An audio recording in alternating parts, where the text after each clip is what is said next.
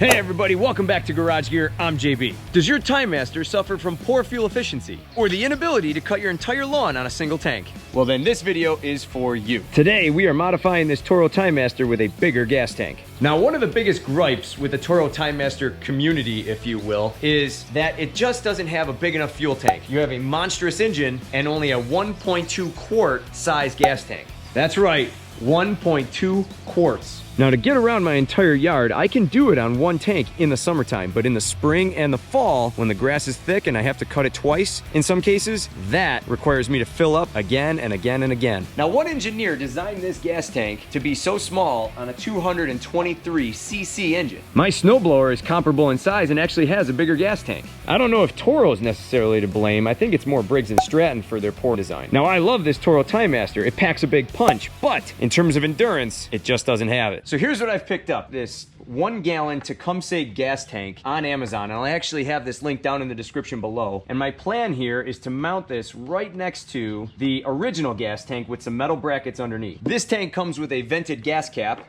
as I'm told by Donnie Boy, another great small engine mechanic here on YouTube. And I will be able to take our runtime from about 45 minutes to over 2 hours with this gas tank. That's pretty cool. What's odd is the commercial version of this mower actually does come with a gallon gas tank. Why can't the homeowner one come with one? I actually also saw somebody place some brackets across the frame here, and they placed their gas tank right here in the middle. The only problem with that is when you go to tip up your handlebars, you're gonna dump all your gas, if there is any, right onto your engine. I mean, if the gas tank is empty, that could work, but by putting it here, it still allows me to raise and lower my handlebars, which is a big reason why I bought the Timemaster in the first place. All right, let's get this mower in the garage and get to work. All right, so let's talk about all the different parts that we're gonna need to get this job done. I will have all this stuff linked down in the description below, and if there's anything else that comes up along the way, I will link that as well. What you will need is your 1 gallon Tecumseh gas tank. I have a flexible measuring tape because that may come in handy for wrapping around this gas tank. What I have here is a flat steel bar. This is a 1/2 inch wide by 1/8 inch thick by 48 inches long. We're gonna cut this up into sections to make our framing. I have a fuel shutoff valve. I'm gonna add that. The Toro Timemaster does not actually have that. I have some hose clamps. You'll need about 6 of these. Then we have some screws to install the framing into our gas tank. I have about 6 different nuts and bolts here. Smaller the better these should do. And I just kind of randomly pick these out of my cabinet. I have a tape measure, a metal cutting saw. I have a metal grinder. This will cut faster, but it'll kind of be a rough cut. So that's why I'll maybe do some finesse cuts with the handsaw. I have some 1/4 inch fuel line here. That should do. My drill with a step bit. And this will come in handy when we're drilling into the frame of the mower and as well as this metal framing here. I also have my impact driver and some pens and pencils and markers. I also have my trusty 225 piece Pittsburgh socket set. And this thing is awesome. It's got every tool we're probably gonna need for this. So I drew this diagram to kind of give you guys a better idea of what I'm talking about here. So here's our gas tank. And what I'm gonna do is I'm gonna bend this metal framing basically around this whole gas tank. And over here, you can kind of see from the rear view how this kind of look. These 2 holes are here to drill into the frame of the mower. Yes, we will have to drill into the frame, but that's okay. I'll talk more about that later. And then we're gonna need an additional hole to drill an under bracket. Then from the side view here, you can kind of see I go up about 12 inches, over about 1 1/4, and then on the bottom, I have a bracket here that's gonna be 5 3/4, and then goes up 1 inch on the side. I'll have more of these measurements coming at you as we go along. So after looking closer at our gas tank, what we have is we have the 2 screw holes on the top. And then if we flip it over, you can see that I have these 2 slots, which I will use to some extent. We're actually gonna put the bracket right into it so that way it doesn't like kind of wobble all over the place. But if you notice, the lines are kind of one shifted this way, one shifted this way, and they don't necessarily perfectly line up with these 2 screw holes here. So we're gonna have to kind of work around that. So what we're gonna do now is we're actually gonna take off our gas line here and drain out any remaining gas that's currently sitting in this gas tank. This gas tank is not being removed. I'm gonna use my trusty friend Formafunnel here. This is kind of a cool tool. It's gonna allow me to drain the gas right into my catch container down below. I'm gonna take my pliers, pinch the clamp, slide it down, and then we're just gonna kind of work the hose right off. Good. There it goes. Right on down the Formafunnel. Now while this is draining out, I am going to reuse my fuel filter because that's pretty clean and in good shape. I may actually lengthen this out because I'm going to put my fuel shutoff valve in line right before this fuel filter. So now while that's kind of dripping out, what I'm gonna do is I'm gonna come over here to our metal frame, and I'm gonna start measuring off the sections for our metal frame. What we are going to need first are 2 metal frames shaped just like this. You're gonna need 1 1/4 inch on the top and about 12 inches here on the side. We're gonna need 2 of these. So what I'm gonna do here is take my metal frame, I'm gonna measure out 13 1/4 inches, and then I'm just gonna bend over the top. I have our measuring tape. 13 1/4. We're gonna shove this in our Mr. Wilton vise here, clamp it down, and we'll get to cutting.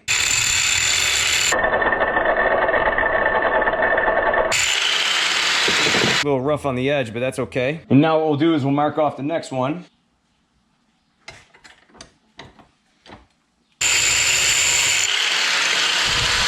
Okay, so there we go. You can see we got our 2 metal base frames here, and these are about the same size, so that's good to go. And what's also nice is there's not a lot of flex in these small pieces here, so these really don't bend, so that'll hold that 8-pound tank of gas in place without a problem. What I'm gonna do now is measure down about 1 1/4 inch, and then from here I'm gonna slip it into my Wilton vise, and we're gonna start bending it in place. I have a heavy hammer here if we need it. You'll have to forgive me, I'm not one much for metal working here, so I'm kind of doing this as I go here. This is still a learning process for me. What I'm gonna do is I'm gonna heat this up here at the base so that way it bends a little bit easier into the direction I want it. We'll see if this does us any good.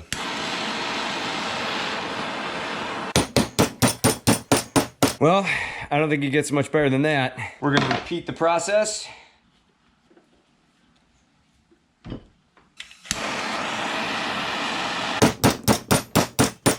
A little crooked, but not bad, that'll do. So we're gonna let these cool off for a few minutes, and in the meantime, we're gonna go over here. We're gonna clean up our funnel and kind of get this area ready. This is pretty much dry. See, nothing on the mower. Clean there. I'm just gonna leave that there just in case it wants to drip any, just like that. So now I've let these kind of cool off, and what I'm gonna do is I'm gonna place them where I want them to be in relation to the fuel tank. They are gonna be slightly crooked. Again, I'm going for more functionality. I'm not going for absolute perfection here, but they are gonna be off just a little bit. So now I'm gonna take my Sharpie, and I gotta mark my holes where I'm gonna drill. There should do for that one. Right about there. These actually look pretty good. So we just drilled in the first hole. Let's do the next. I'm gonna put it in our vise. I know, real professional, JB. You got 2 X's there. Which one are you gonna use? Well, it's the top one. There we go. Voila, there's a second. So what I did for my next step was I just kind of lightly screwed in the brackets to the top. They are a little crooked, so what I'm gonna do is when I get it on the mower deck, I'm going to put a level on the top and make sure it's level when it's sitting there on the mower. Let's take this over to the mower and see how things line up. Okay, so from here, I'm almost gonna need like a second set of hands, because what I'm gonna do is I'm gonna attach it right to this red box frame right here of the mower, and it's gonna sit pretty much right next to the other gas tank. So now we just gotta get it to a level point, and I do wanna tip it a little bit more so the spout gets more of the fuel. So that's probably right where I want to be. And what I'm doing is I'm just marking on the frame where I want this guy. I might actually have to take the wheel off to get a bolt in there and drill a hole. Okay, so what I did was I kind of just marked it so I knew where to drill my holes. And then once I get it back on here with those holes drilled, I'll dot the frame of the mower, and we're gonna have to do some inevitable drilling of the frame there. Okay, so I now have my dots marked where I got to drill holes through this thing.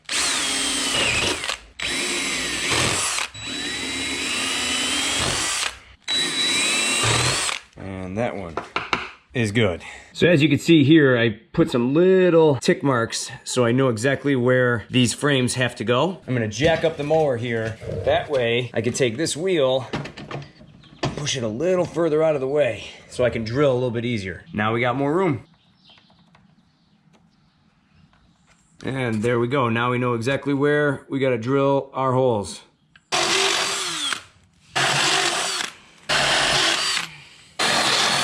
All right, so there are our necessary holes for the job. I'm just gonna vacuum up these metal filings so that way they're out of the way and all cleaned up. So behind this box on the Toro Timemaster, there is nothing behind this. You have about 2 inches or more of space. There are some spring mechanisms back there that you don't really have to worry about too much. If you are using a step bit like this, you won't hit them, but if you are using a normal drill bit, you may hit those areas. So just be careful if you're using a normal drill bit. So now what I'm gonna do is I'm gonna get this up and onto some jack stands. That way I can get my hand underneath to help bolt on all these bolts. Okay, so now we need to start talking about these under brackets. So what we're gonna do here is go on top of this little frame that we already have on. We're gonna go down about 1 inch underneath this side. We're gonna come up 4 3/4, and then we're going to bend the metal frame into this slot right here, and that's going to go in about 1/2 inch. So we have 1 inch underneath, 4 3/4 up, and then 1/2 inch inside this slot. That'll help really maintain this thing and keep it in its place. Okay, so I cut that down to size. I'm going to bend the metal at our marks here and here now. So we're going to stick it in our Wilton vise, heat them up.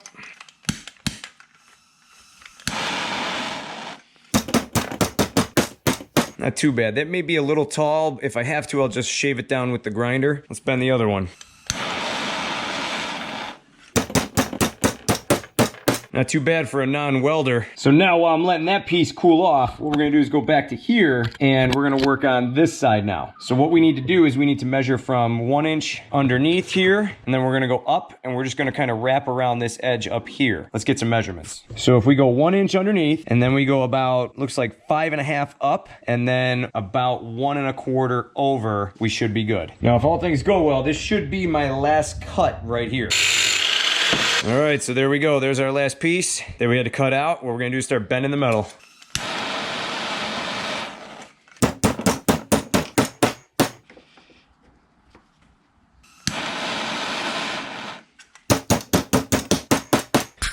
Okay, so now our brackets are done. We're gonna let these cool off for a little bit because they are hot. Now I'm going to take our brackets on the 1 1/4 inch side and I'm going to drill a hole right in the center. That's gonna help us screw that on to the frame here. That'll do. Yeah, same thing on the other one.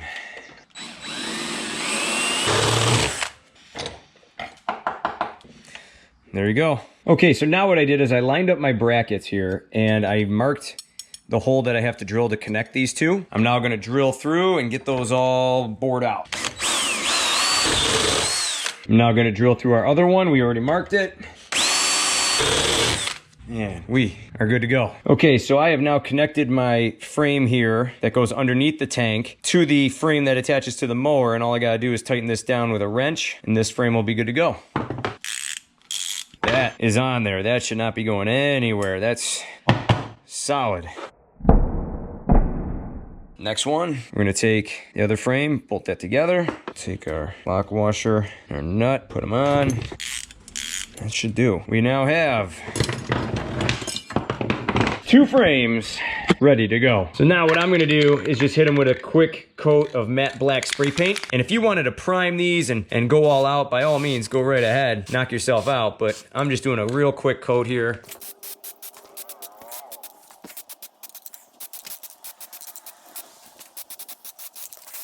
We'll give those a few minutes to dry. So this is gonna be the tricky part, getting these guys on without letting these screws fall out. Take my wrench here, sneak my arm up behind. Quite a bit of room back there. Put on a lock washer. Got my 7/16 wrench on the backside. Not a lot of room here. Go. Just can't seem to fit the socket end onto this one. Didn't even have to take the wheels off, not too bad. Okay, that's tight. There's a little flex in there, but as long as I don't go banging it under some trees, we should be all right. Next one, here we go. This one is tough. These ones are a little harder to reach because they're a little further up. Pretty level from my angle. There it is, okay. Bring this guy down. And then we're gonna take this to E. That's where we have it. I don't know, folks, I think that looks pretty good.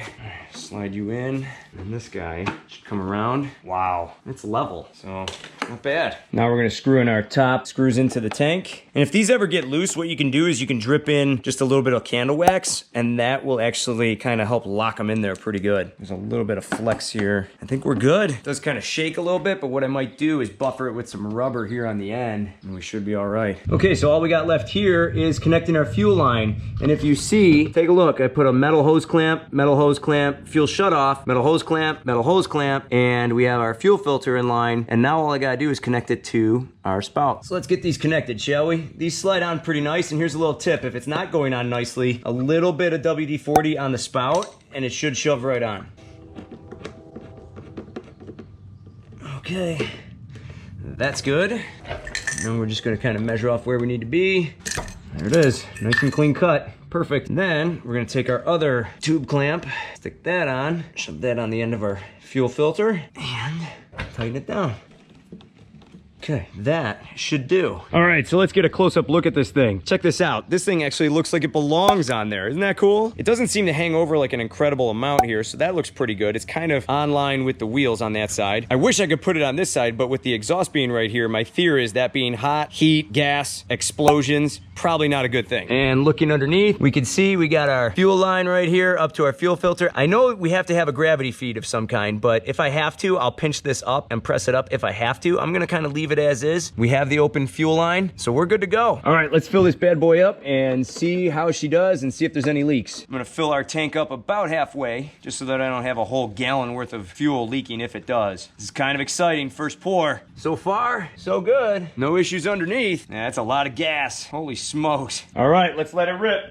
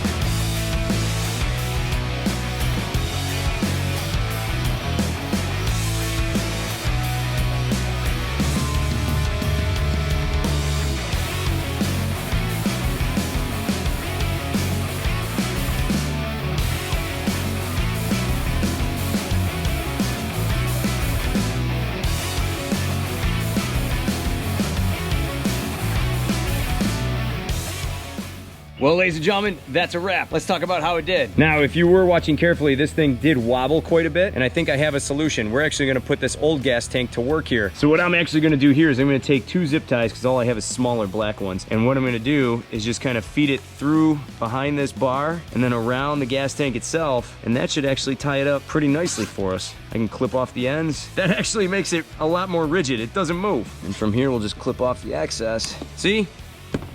Good job, old gas spout. You came in handy for something. Barely wobbles at all now. That's awesome. Zip ties to the rescue. Well, ladies and gentlemen, looking underneath here, no issues whatsoever. I thought I was actually gonna have to pull up this gas line here and strap it up to the frame somehow just to create a more gravitational flow to the carburetor, but I didn't have to. There's so much gas in here, it's just pushing down through the hose and it's going right into the carburetor, no problem. So I know somebody out there is going to raise their finger and be like, hold on, that's gonna void the warranty. Somebody out there is going to say that. Well, there may be some truth to that, but let's think about it for a second. If I had to send this mower in for some reason to have some kind of warranty work done on it, well, all I have to do is unbolt my tank from the frame, and then I could reroute my gas line back to the original tank. No problem there. But I still have the holes that I drilled into the side, so if I had to cover up those holes, slap a few garage gear stickers on them, and boom, you're hiding your problem. And to be honest, warranty work, if I were to send this in, let's be real here. How long is it gonna be before I get it back?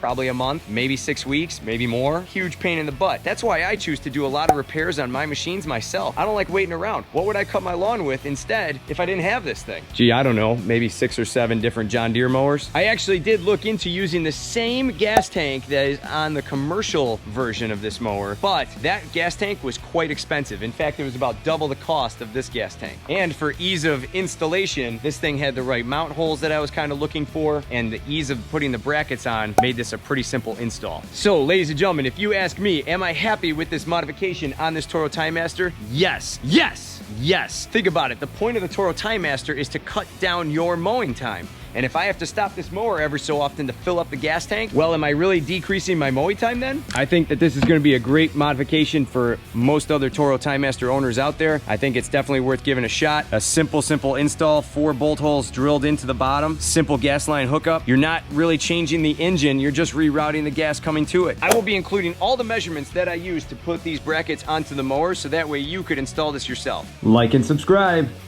If you have any questions or comments, feel free to leave them down below. Look for all the parts and tools that I used today also in the description. Thanks for checking out Garage Gear, and I'll see you in the garage.